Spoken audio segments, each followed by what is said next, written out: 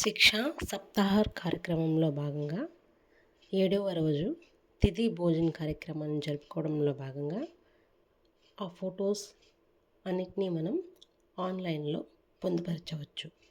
అది ఎలాగో ఇప్పుడు చూద్దాం. గూగుల్లో కానీ క్రోమ్లో కానీ https://pmposhan.ap.gov.in అని మనం లాగిన్ అయినట్లయితే అక్కడ చూడండి, శుభదిన్ భోజన్. గూగుల్లో కానీ క్రోమ్లో కానీ https://pmposhan.ap.gov.in అని మనం లాగిన్ అయినట్లయితే అక్కడ చూడండి, శుభదన్ భోజన్ అని ఉంటుంది. దాన్ని ఒకసారి క్లిక్ చేసినట్లయితే ఇలా డిస్ట్రిక్ట్ నేమ్, మండలం నేమ్, స్కూల్ నేమ్, అలాగే డోనర్ నేమ్,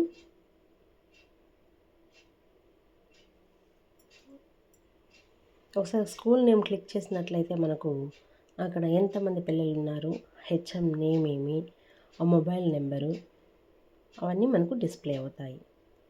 లాస్ట్లో హెచ్ఎం యొక్క మొబైల్ నెంబర్కి మాత్రమే ఓటీపీ అనేది సెండ్ అవుతుంది. దాన్ని మనం రిసీవ్ చేసుకొని ఇక్కడ అప్లై చేయాల్సి ఉంటుంది. కాబట్టి ఒకసారి మీరు చెక్ చేసుకోండి. అలాగే డోనర్ నేమ్, ఎవరైతే మనకు జంక్ ఫుడ్స్ కాకుండా పిల్లలకు హెల్తీ ఫుడ్ అంటే ఫ్రూట్స్ కావచ్చు, వెజిటేబుల్ రైస్ కావచ్చు, ఏదైనా రైస్ కావచ్చు, పెరుగన్నం కావచ్చు, చాక్లెట్స్, బిస్కెట్స్ ఇలా కాకుండా మిగతా ఏవైనా సరే మనకు అందించడానికి వాళ్ళ అకేషన్స్ తగినట్టుగా మనకు మన స్కూల్లో ఉన్న పిల్లలకు ఆహారాన్ని అందించడానికి సిద్ధమై వచ్చినటువంటి డోనర్ ఎవరైతే ఉంటారో అతని యొక్క పేరు కానీ ఆమె యొక్క పేరు కానీ మనం అక్కడ మెన్షన్ చేయాల్సి ఉంటుంది. అలాగే డోనర్ యొక్క అడ్రస్ కేవలం మన ఊరి వాళ్ళు మాత్రమే కాకుండా, పేరెంట్స్ యొక్క తల్లిదండ్రులు మాత్రమే కాకుండా బయట వాళ్ళు ఎవరైనా సరే వచ్చి ఇలా డొనేషన్ చేసినట్లయితే వాళ్ళ అడ్రస్ మనం ఇక్కడ పొందుపరుస్తాం. డోనర్ యొక్క మొబైల్ నెంబర్,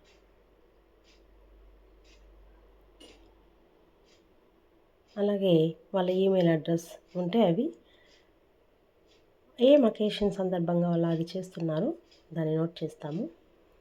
అలాగే ఏం ఐటెం ప్రొవైడ్ చేస్తూ ఉన్నారు, ఫుడ్ అయితే ఫుడ్, లేదా రిఫ్రెష్మెంట్ అంటే ఈ ఫ్రూట్స్ ఇలా ఏవైనా ఉంటాయి. ఏ అకేషన్ డేట్ రోజున మనం ఎలా పొందుపరుస్తున్నామో అది ఒకసారి అక్కడ క్లిక్ చేసి పెట్టాల్సి ఉంటుంది. ఎంతమంది పిల్లలకు వాళ్ళు ఆ మీల్స్ ప్రొవైడ్ చేస్తున్నారో అంతమంది పిల్లల నెంబర్ని అక్కడ నోట్ చేస్తాము. అలాగే హెచ్ఎం గారికి ఓటీపీ సెండ్ అవుతుంది. దాన్ని అక్కడ నోట్ చేసినట్లయితే మనం ఆన్లైన్లో తిథి భోజన్ను రిజిస్ట్రేషన్ చేసుకున్నట్లు అవుతుంది. ఆన్లైన్లో రిజిస్ట్రేషన్ చేసుకున్న తర్వాత మాత్రమే ఐఎంఎంఎస్ యాప్లో మనం చూడొచ్చు. ఇప్పుడు ఐఎంఎంఎస్ యాప్లో మనం ఎలాగైతే ఫొటోస్ను అప్లోడ్ చేయొచ్చో ఇక్కడ గమనిద్దాం. ముందుగా ఐఎంఎస్ యాప్ని మనం ఓపెన్ చేస్తాం. ఓపెన్ చేసిన తర్వాత పిఎం పోషన్ అని టచ్ చేస్తే హెచ్ఎం సర్వీస్ని క్లిక్ చేయాలి. హెచ్ఎం సర్వీస్ని క్లిక్ చేసిన తర్వాత విదిన్ భోజన్ డీటెయిల్స్ అని ఇక్కడ కనిపిస్తుంది. దాని మీద ఒకసారి క్లిక్ చేసినట్లయితే మనకు మన తిథి భోజన కార్యక్రమాన్ని అప్లోడ్ చేయడానికి కావాల్సిన డీటెయిల్స్ అన్నీ ఓపెన్ అవుతాయి. ఇక్కడ ఒకసారి గమనించండి, శుభదిన్ భోజన్ డీటెయిల్స్ అని ఉంది కదా, దాని మీద మనం ఒకసారి క్లిక్ చేద్దాం.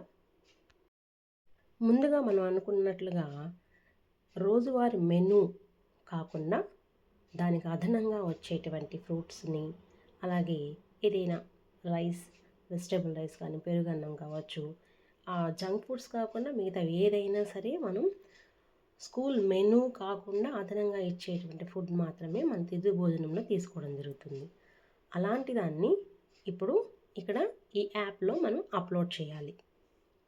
శుభదిన్ భోజన్ డీటెయిల్స్ని క్లిక్ చేసిన తర్వాత శుభదిన్ భోజన్ ప్రొవైడెడ్ ఎస్ ఆర్ నో ఉంది.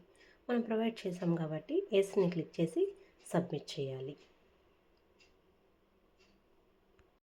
సబ్మిట్ చేసిన తర్వాత ఈ విధంగా ఒక ప్రొఫైల్ కనిపిస్తుంది. ఆ డేట్ ఏ రోజైతే మనం శుభదిన్ భోజన కార్యక్రమాన్ని జరిపామో ఆ డేట్ని అక్కడ ఇస్తాము.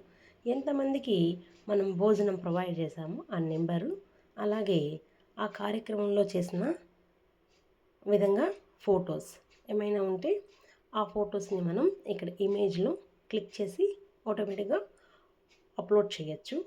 అప్లోడ్ చేసిన వెంటనే మనం సబ్మిట్ చేయాలి. ఎప్పుడైతే మనం సబ్మిట్ క్లిక్ చేస్తామో సబ్మిట్ చేసిన వెంటనే IMMS యాప్లో మన ఫొటోస్ ఆటోమేటిక్గా అప్లోడ్ అవుతాయి.